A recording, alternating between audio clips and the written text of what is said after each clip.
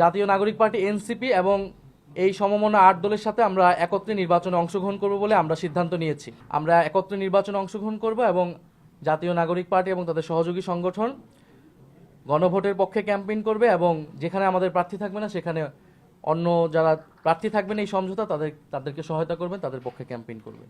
আমরা আমাদের যে লক্ষ্য উদ্দেশ্য সেই লক্ষ্য উদ্দেশ্যে যারা ঐক্যমত এবং যারা নির্বাচনে জয়লাভের সম্ভাবনা বেশি থাকবে, মাঠে কাজ করেছে এতদিন, প্রার্থী হিসেবে জনগণের কাছে তারা নিজেদেরকে গ্রহণযোগ্য হিসেবে পরিচিতি লাভ করাতে পেরেছে, আমরা তাদের মধ্য থেকে আমাদের যারা সর্বোচ্চ যারা ভালো তাদেরকে আমরা প্রার্থিতা দিব। শরীফ ওসমান হাদির যে শাহাদাত বরণ এবং তাকে প্রকাশ্যে গুলি করার মাধ্যমে বাংলাদেশের রাজনৈতিক প্রেক্ষাপট অনেক বেশি পরিবর্তন হয়েছে। এই হত্যাকাণ্ড, এই শাহাদাত বরণের মধ্য দিয়ে আমরা বুঝতে পারছি যে বাংলাদেশে যে আধিপত্যবাদী আগ্রাসনী শক্তি তারা এখনও কার্যকর রয়েছে। গণ অভ্যুত্থানের মধ্য দিয়ে যাদেরকে আমরা পরাজিত করেছিলাম তারা এখনও চক্রান্ত করছে নির্বাচন বানচাল করার জন্য। তারা চক্রান্ত করছে এই যে সংস্কার এবং নতুন বাংলাদেশের অগ্রযাত্রা সেটাকে ব্যাহত করার জন্য, এবং তারা চক্রান্ত করছে এই জুলাই প্রজন্মকে নিঃশেষ করে দেওয়ার জন্য। সেদিন ওসমান হাদির গায়ে গুলি লেগেছে, কালকে আপনার গায়ে লাগবে, পরশুদিন আমার গায়ে লাগবে। কারণ প্রথম এবং প্রধান টার্গেট করা হচ্ছে এই জুলাই গণ অভ্যুত্থানে যারা অংশগ্রহণ করেছে সারা দেশের তরুণরা, নাগরিকরা, শহীদ পরিবার, যারা আহত যোদ্ধা রয়েছে। ফলে এই পরিবর্তিত প্রেক্ষাপটে আমাদের কাছে মনে হয়েছে, আমরা দলীয় ফোরামে আলোচনা করেছি যে আমাদের এই মুহূর্তে এই নির্বাচন সুষ্ঠুভাবে সম্পন্ন করার জন্য, পূর্ণ করার জন্য এবং যাতে আধিপত্যবাদী কোনো শক্তি আমাদের এই গণঅভ্যুত্থান পরবর্তী অগ্রযাত্রাকে ঠেকাতে না পারে, সেজন্য আমাদের বৃহত্তর ঐক্য প্রয়োজন। সেই তাগিদ থেকেই আমরা জামাতে ইসলামী এবং তাদের যে সমমনা ৮ দল রয়েছে তাদের সাথে আমরা কথা বলেছি এবং তাদের যে নির্বাচনী সমঝোতা জাতীয় নাগরিক পার্টি এনসিপি সেই নির্বাচনী সমঝোতায় সম্মত হয়েছে। আমরা জাতীয় নাগরিক পার্টি এনসিপি এবং এই সমমনা ৮ দলের সাথে আমরা একত্রে নির্বাচনে অংশগ্রহণ করব বলে আমরা সিদ্ধান্ত নিয়েছি। দ্বিতীয় বিষয়টি হচ্ছে এই নির্বাচনী সমঝোতা এটি একদিকে যেমন নির্বাচনী বৈতরণী পার হওয়ার জন্য, অন্যদিকে আমাদের যেই এনসিপি প্রথম থেকে সংস্কার বিচার প্রশ্নে আমরা কাজ করে যাচ্ছিলাম, সেই সংস্কার বিচার এবং আধিপত্যবাদ বিরোধী, দুর্নীতি বিরোধী এই বিষয়গুলোতে আমাদের ন্যূনতম কর্মসূচিও থাকবে। আমাদের রাজনৈতিক জায়গায় আমরা মনে করছি এই মুহূর্তে বাংলাদেশের এই সংকটগুলো রয়েছে, যেখান থেকে এই বাংলাদেশকে রক্ষা করতে হবে, জুলাই প্রজন্মকে রক্ষা করতে হবে এবং গণ অভ্যুত্থান পরবর্তী যে আমাদের আকাঙ্ক্ষা সেটা যাতে কোনোভাবেই ব্যাহত না হয়, এই জন্য আমরা একটা বৃহত্তর ঐক্যের জায়গায় পৌঁছেছি। আমরা আজকে আনুষ্ঠানিকভাবে আমরা শুধু এই ঘোষণাটাই দিচ্ছি। ঘোষণাটি অলরেডি সমমনা ৮ দলের প্রেস ব্রিফিং থেকে আপনারা জানতে পেরেছেন। আমরা আগামীকাল হচ্ছে আমাদের যে প্রার্থীর বিষয়টা আছে সেটা আমরা চূড়ান্তভাবে আপনারা ঘোষণা দিব এবং সমঝোতায় আমাদের যে প্রার্থী তারাই নমিনেশন ফর্ম জমা দিবেন এবং সারা বাংলাদেশে আমরা একত্রে নির্বাচনে অংশগ্রহণ করব এবং জাতীয় নাগরিক পার্টি এবং তাদের সহযোগী সংগঠন গণভোটের পক্ষে ক্যাম্পেইন করবে এবং যেখানে আমাদের প্রার্থী থাকবে না সেখানে অন্য যারা প্রার্থী থাকবেন এই সমঝোতা তাদেরকে সহায়তা করবেন, তাদের পক্ষে ক্যাম্পেইন করবেন। আমাদের এই আনুষ্ঠানিক ঘোষণাটার জন্যই প্রেস ব্রিফিং। আপনাদের যদি প্রশ্ন থাকে সেই প্রশ্নের প্রেক্ষিতে হয়তো আমরা পরিচয় দিয়ে প্রশ্ন করবেন।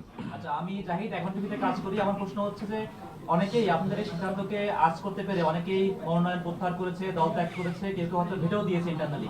এটা কি মনে হয় আপনাদের মধ্যে এনসিপির মধ্যে একটা ফ্র্যাকশন হয়ে গেল, একটা ভাঙনের সুর কি আমরা দেখতে পাচ্ছি এর মধ্যে? আমরা জাতীয় নাগরিক পার্টি এনসিপির যেই নির্বাহী বডি রয়েছে আমরা সেখানে এটা আলোচনা করেছি এবং আমরা কিন্তু এখানে সংখ্যাগরিষ্ঠের মতামতের ভিত্তিতেই এই সিদ্ধান্তে উপনীত হয়েছি এবং যখন যে কোনো বিষয়ে মতামত নেওয়ার ক্ষেত্রে অনেকের ভেটো থাকতে পারে, বিরোধিতা থাকতে পারে, সেক্ষেত্রে তিনি নির্বাচন করবেন কিনা, দলে থাকবেন কিনা এটা একান্তই তার ব্যক্তিগত সিদ্ধান্ত। আমরা মনে করি যে আমরা সারা বাংলাদেশ থেকে জাতীয় নাগরিক পার্টির যারা নেতাকর্মী রয়েছেন, জাতীয় নাগরিক পার্টি, এনসিপি সহযোগী সংগঠন এবং তার কেন্দ্রীয় কমিটি সবাই এই সিদ্ধান্তের সাথে ঐক্যমত রয়েছে। জাহিদ ইসলাম, আমি খবরের কাগজে কাজ করি। আমার প্রশ্ন হচ্ছে যে দল থেকে যারা পদত্যাগ করে স্বতন্ত্র নির্বাচনের ঘোষণা দিচ্ছেন, সেখানে আপনারা প্রার্থী দেবেন কিনা? সেটা তো আসলে স্বতন্ত্র কে করছে বা সেই অনুযায়ী তো আমরা এই আসন বা প্রার্থী ঠিক করব না। আমরা আমাদের যে লক্ষ্য উদ্দেশ্য, সেই লক্ষ্য উদ্দেশ্যে যারা ঐক্যমত এবং যারা নির্বাচনে জয়লাভের সম্ভাবনা বেশি থাকবে, মাঠে কাজ করেছে এতদিন, প্রার্থী হিসেবে জনগণের কাছে তারা নিজেদেরকে গ্রহণযোগ্য হিসেবে পরিচিতি লাভ করাতে পেরেছে, আমরা তাদের মধ্যে থেকে আমাদের যারা সর্বোচ্চ, যারা ভালো, তাদেরকে আমরা প্রার্থিতা দিব। ছিলাম সময় টিভি থেকে। ভাইয়া, এনসিপি যখন প্রথম তৈরি হয়েছে তখন আমরা নতুন নয়া বন্দোবস্তের কথা বলছিলাম যে বাইনারি ভাঙার জন্য। আওয়ামী লীগ, বিএনপি, জামাত তিনটি বড় বড় দল ছিল। এখন এই যে আপনারা আধিপত্যবাদ বিরোধী এবং বৃহত্তর ঐক্য, এই দুটো পয়েন্টে যে আমাদের সাথে যোগ দিচ্ছেন, নয়া বন্দোবস্তের ডেফিনিশন চেঞ্জ হচ্ছে কিনা ভাইয়া? যোগ দিচ্ছে না। আমরা বলেছি যে গণ অভ্যুত্থানের মধ্যে দিয়ে আমরা নতুন বন্দোবস্ত প্রতিষ্ঠা করতে চাই, যেটা গণতান্ত্রিক, যেটা বৈষম্যহীন, যেটা অন্তর্ভুক্তিমূলক এবং ফ্যাসিবাদী কাঠামোটা ভেঙে আমরা বাংলাদেশ রাষ্ট্রের সংস্কার করতে চেয়েছি। সেটার জন্য কিন্তু আমরা ঐক্যমত কমিশনে সেটার পক্ষে দৃঢ় অবস্থান নিয়েছি। আমরা কিন্তু এটা অনেক আগেই বলেছি, স্বীকার করেছি যে আমরা গণ অভ্যুত্থানের পরবর্তী সময় আমাদের যে আকাঙ্ক্ষা ছিল সামগ্রিকভাবে, সেটা কিন্তু আমরা এই সময়ের মধ্যে বাস্তবায়ন করতে পারিনি। ফলে আমাদের এই লড়াই, আমাদের এই পথ চলাটা দীর্ঘমেয়াদী এবং যদি পুরনো দলগুলা আমাদের এই গণ অভ্যুত্থানের আকাঙ্ক্ষা এবং নতুন বন্দোবস্তের আকাঙ্ক্ষায় তারা যোগ দেয়, তারা সংহতি এবং সম্মতি প্রকাশ করে, সেক্ষেত্রে তো আমরাও সেটার সাথে ঐক্যমত প্রকাশ করব। কারণ এই বাংলাদেশটা তো আমরা সকলকে মিলিয়ে গড়তে চাই। ফলে আমাদের লক্ষ্যটার সাথে যদি সবাই ঐক্যমত হয়, আমরা তো এটা বিএনপিকে আহ্বান জানিয়েছি, আমরা জামাতকেও আহ্বান জানিয়েছি যে গণ অভ্যুত্থানের পরে আমাদের লক্ষ্য কর্মসূচি হতে হবে গণ অভ্যুত্থানের পথ ধরে, এবং ঐক্যমত কমিশনে সেটার জন্য আমরা সর্বাত্মকভাবে চেষ্টা করেছি। আগামী নির্বাচনে আমরা চাই গণভোটের পক্ষে, হ্যাঁ পক্ষে আমরা সবাই মিলে কাজ করব এবং জুলাই সনদে আমরা যে প্রতিশ্রুতি দিয়েছি সেই প্রতিশ্রুতি বাস্তবায়ন করব। এছাড়াও আমাদের পুরো সংস্কারের এবং দুর্নীতি বিরোধী যে লড়াই শুরু হয়েছে সেটার অগ্রযাত্রা অব্যাহত থাকবে। আচ্ছা, দুইটা প্রশ্ন একসাথে। প্রথমত ছিল গেল কয়েকদিন ধরেই যেমন গণতান্ত্রিক সংস্কার জোট, সেটার মধ্যে কিন্তু আসলে বলা হয়েছে যে আমরা এককভাবেই যাচ্ছি। দ্বিতীয়ত হচ্ছে 125 জনের নাম ঘোষণা করা হয়েছে। তার মানে এই সিদ্ধান্তটা হয়তোবা খুবই রিসেন্ট সিদ্ধান্ত, আলোচনা অনেকদিন আগে থেকে চলছিল। এবং তৃতীয়ত হচ্ছে যে এনসিপির সাথে যদি হচ্ছে জামাতের জোট হয়, জোট হওয়ার পর বিরোধী দল বা সরকারি দলে যদি আসা হয়, সেক্ষেত্রে এনসিপির অবস্থানটা কই থাকে? সেক্ষেত্রে কি জামাত বেশি প্রাধান্য বিস্তার করবে কিনা বা এনসিপি প্রাধান্য বিস্তার করবে কিনা, এই সমস্ত বিষয়গুলো নিয়ে আপনাদের পরিকল্পনা বা কি ভেবেছেন? আমরা এই বিষয়গুলো আলোচনার মধ্যে রয়েছে। আপনি যেটা বলেছেন এটা কিন্তু খুবই রিসেন্ট সময়ে আমাদের সিদ্ধান্তটা নিতে হয়েছে, কারণ পরিবর্তিত রাজনৈতিক প্রেক্ষাপট অনুযায়ী।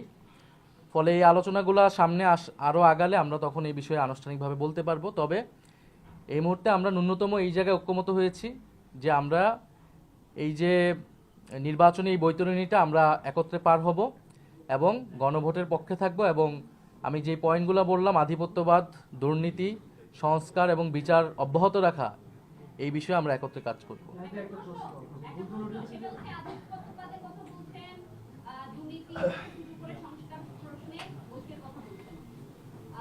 এনসিপি প্রতিষ্ঠা লগ্ন থেকে বারবার বলা হয়েছে মধ্যমপন্থী রাজনীতি কথা, যেখানে ঐতিহাসিক দায় থাকা কারোর সাথে জোটের প্রশ্নে আপনারা সবসময় আপত্তি জানিয়েছেন। এই সময়ে এসে ঐতিহাসিক দায় নিয়ে একেবারে ঘাঁটি ধরে বসে থাকা একটি রাজনৈতিক দলের সাথে জোট, সেক্ষেত্রে কি স্ববিরোধী অবস্থানেই গেল এনসিপি, নাকি যেই সিটের সমঝোতার কথা আপনারা বলছিলেন যে সিটের সমঝোতা বা 2-3টা সিটের জন্য কোনো জোটে যাবে না এনসিপি, সেই অবস্থানে গেল? এনসিপি তার অবস্থানেই আছে এবং এনসিপির সাথে আমরা একটা বৃহত্তর ঐক্য করেছি বাংলাদেশের বর্তমান প্রেক্ষাপট অনুযায়ী, এবং যেটা মূলত নির্বাচনকে কেন্দ্র করে। ফলে নির্বাচনকে কেন্দ্র করেই আমাদের এই যাত্রাটা থাকবে, কিন্তু এনসিপি তার লক্ষ্য আদর্শ অনুযায়ী কাজ করবে, অন্য দলগুলো তার লক্ষ্য আদর্শ অনুযায়ী কাজ করবে। ভাই গুঞ্জন শোনা যায় যে আপনারা যে আসল সমঝোতা বলি বা অথবা জোট বলি এই জোটের প্রধান সমন্বয়ক হিসেবে নাহিদ ভাই আছেন, এই গুঞ্জনটা কি? না, আমরা এই ধরনের কোনো আলোচনা হয়নি।